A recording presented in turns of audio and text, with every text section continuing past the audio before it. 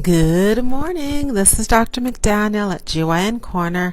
I'm a board-certified obstetrician gynecologist in New York City, and I'm bringing to you all things health-related for women. Thank you for joining me at GYN Corner today.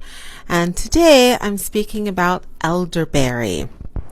Now, elderberry is I think it's fairly interesting because I used to hear about elderberry wine all the time. I've never tasted any, but it's a classic medieval wine, and it's supposed to be sweet and kind of syrupy, and has a nice fragrance. So I've always heard of elderberry in terms of elderberry wine for ever and a half, and I thought it was interesting when Meghan and Prince Harry got married. I remember reading, or I probably didn't read it, probably heard it at the wedding, that for their reception they were having elderberry cake, which sounded very delicate and flavorful. And I have patients from time to time who come in and tell me that they're taking elderberry supplement because it's cough and cold season. They know it's supposed to be good for their immune system. So all of those are three different aspects of how elderberry is used. And apparently, elderberry is a flower, or it's a flowering plant. So it is a flowering plant. There are several different types of elderberry. The most commonly used one is it's from the sambucus tree. It has little clusters of white flowers, and it has most commonly black and blue little clusters of berries. So they look a little bit like blueberries.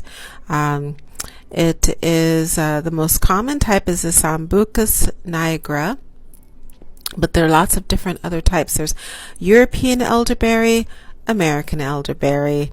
There is the dwarf elderberry, the blue elderberry, the red-fruited elderberry, the antelope brush elderberry, and the danawort elderberry. So tons of different types of elderberries, but elderberry is an antioxidant. So like all antioxidants, it helps to fight free radicals, which are the elements that can cause tissue damage in the skin, wrinkles, and in the body, potentially lead to cancers. So it's an antioxidant, and it's very high in vitamin C and fiber. So yes, it is used to treat or to prevent coughs, colds, and flu. It also can be used for pain relief, similar to Tylenol or acetaminophen. And we know aspirin, which is from the willow bark elderberry. The flowers and the leaves of elderberry can be used for pain relief, and they can also be used for swelling and inflammation. So people who have inflammatory disease such as arthritis can use elderberry. They can use the flowers and the leaves. They can be boiled. Use the flowers and leaves and take them for pain relief, for swelling, inflammation, and the flowers are often boiled with sugar or a simple syrup to create an additive a liquid you can use to add for teas. Drink it as a tea, and you can also cook the berries and use the berry juice. It can be used as jams, chutneys, in pies, or as in cakes, as in Meghan and Prince Harry, the elderberry cake, and it can be used in, as I already stated, the elderberry wine.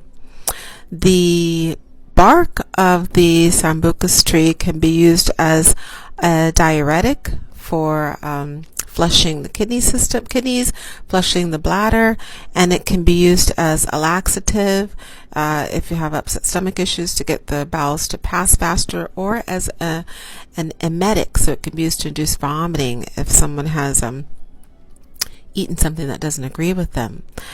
And let's see, the dried berries or the juice, as I mentioned, can be used to prevent flus.